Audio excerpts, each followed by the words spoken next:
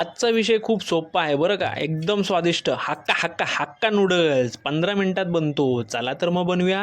संध्याकाळच्या पोटात कावळे ओढायला लागले की हक्का हक्का हक्का मारत मारत असं आईला म्हणायचं, अगं आई हक्का नूडल्स बनव ग. पहिले तर चायनीजची धरवर आलं लसूण यांना बारीक करून घेऊया. त्यानंतर एस एम एस नाही रे बाबा, SAMS या कंपनीचा हक्का नूडल्स घ्यायचा. नंतर त्याला गरम पाण्यात बॉईल करून घ्यायचा, वितळवायचा नाही. मग ही चायनीजला लागणारी थोडीशी झुडपं आणून त्यांना कापायची. बावड्या आज लयच खुश दिसतोय. अरे वा क्या बात है.